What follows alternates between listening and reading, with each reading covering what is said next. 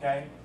And this is where you guys need to get in the gym. And all the women in the room will throw darts at me because don't be afraid about putting on muscle weight in preseason, okay? You want to put on as much muscle as possible in preseason, and you want to build an aerobic base as big as you possibly can. And the only way you're going to do that is training in heart rate zone 2 or below, okay? Now, for those of you that hate chemistry, bear with me for just a moment. If you hate physiology, bear with me for a second. When you take a look at a muscle under the microscope, take a biopsy, you have capillary beds that are embedded into the tissue. Think about those as channels that deliver oxygen in and get lactic acid out. Lactic acid is that's the stuff that burns when you guys are going hard, okay? If you didn't produce lactic acid like Lance Armstrong, which he doesn't, you could literally just go to the moon and back. Okay, Lance is amazing. I've seen his testing results at the Olympic Training Center. He doesn't produce a lot of lactic acid. That's why he can hit red line and just stay there all day long. Okay, but I don't want to get into the drugs or whatever, the whole sport was doing it. So the bottom line is if you'll build an aerobic base, that starts to build the channels that when you decide to go fast, because this is where we start to incorporate, we do a little bit of interval training, very little, okay, but you have a big work rest ratio. You may rest twice to 1 work interval, okay?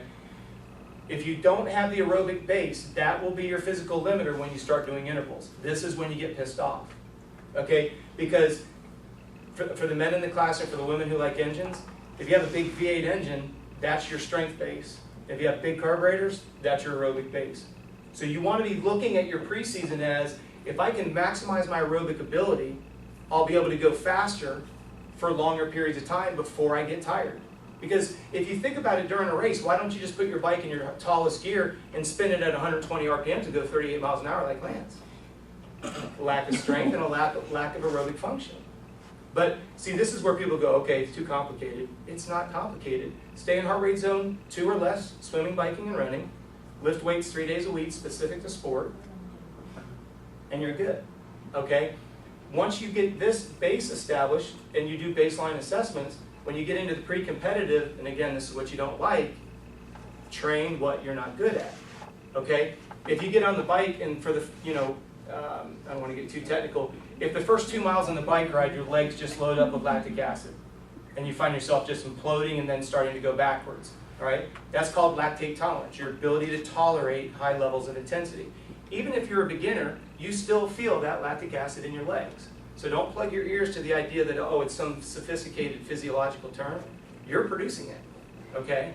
For you technical people, lactic acid is thrown around a lot. It's nothing more than a byproduct of burning sugar.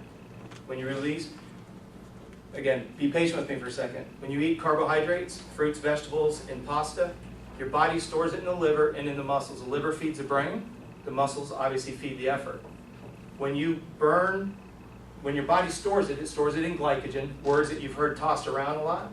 When your body burns glycogen, it releases a hydrogen ion, hence the word lactic acid. It's acidic in nature. The more you produce, lactic acid produces. So for someone that's a beginner that goes, well, I don't want to care about lactic acid. I don't want to be lactate tolerant. It's going to hurt to be you. Get used to it, okay? So, and by the way, and I'll argue this and I'll sit and talk till midnight with anybody, weight training is anaerobic by nature. That means it's very stressful on the body.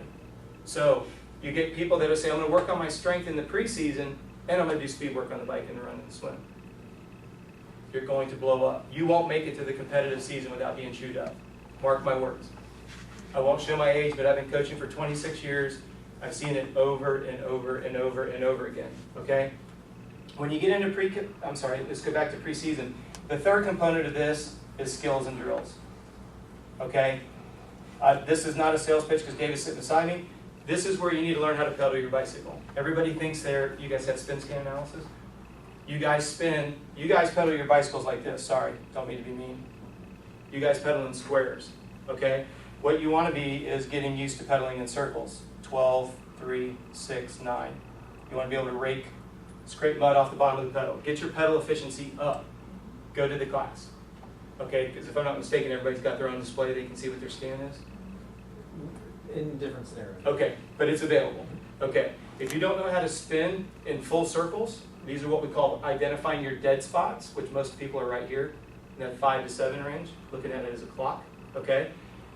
If you don't improve your skills and drills in the preseason, how many of you guys have what I call the itis syndrome?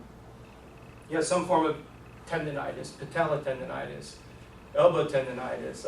Everybody's got an inflammation. What is an itis a result of? Bad biomechanics. Learn skills and drills in preseason, get strong, avoid getting weak. You'll be able to swim longer and longer, especially for those that are going to Ironman next year. Props, knuckle punch, chest bump. Ironman's great, but if you don't have the skill base established, it's not if you're going to get hurt, it's when. Hate to be a bearer of bad news, but that's just reality, okay?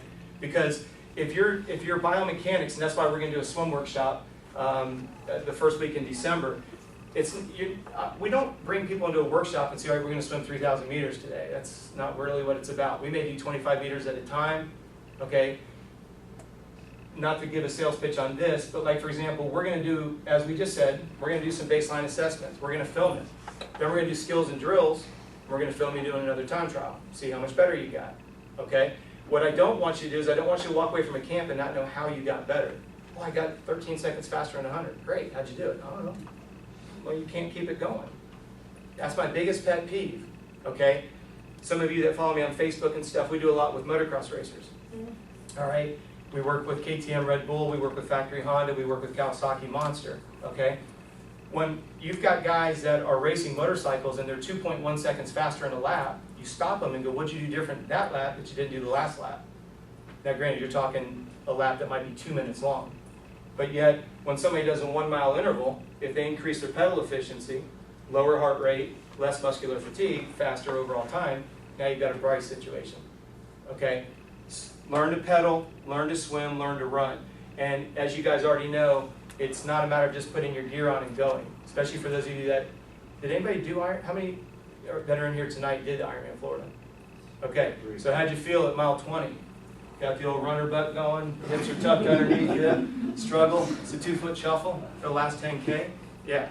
So it's not that the biomechanics at that point are your issue, it's the lack of muscular strength because you've hit a point of diminishing returns.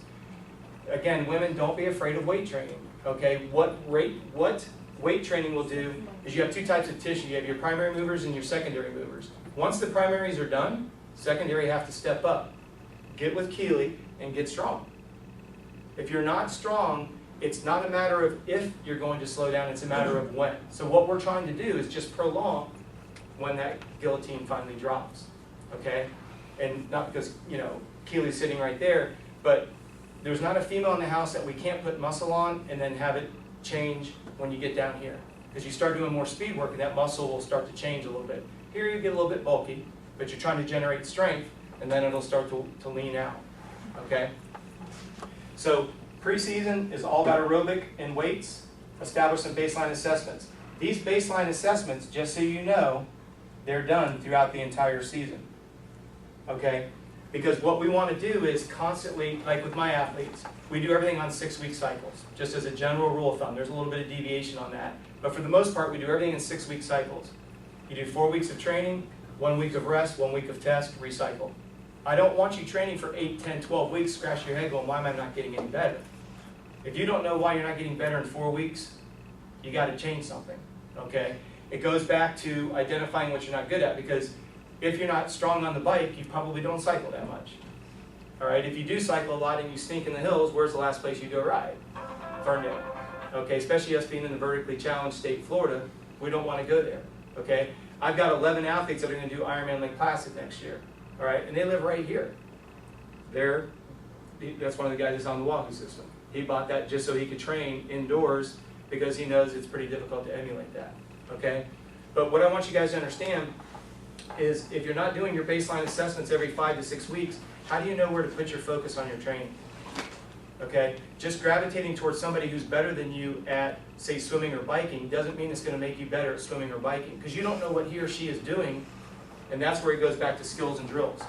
Okay, that's why we do a lot of video analysis, and I know that's been adulterated 155 different ways. Okay, but when we see in the water, for example, for those of you that are swimming 1.2 for a half or 2.4 for the full, as you guys all know, that's if you swim straight. That's the $1,000,000 question, okay? And we've all been there. I think Martin was talking earlier, you know, your Garmin looks like you swam all over, you know, Sanford there, especially open water. You know, Bryce was telling me he got a hold of a group down there in Miami and he thought he was in good, until he looks up and they're doing this. So you finally end up breaking from the group and just hold your own line. Well, that's when you're glad you're strong, okay? I don't mean to beat a dead horse on the weights, but you have to remember, or maybe you don't know this number, to double your speed in the water, it takes 8 times the amount of energy as it does on land.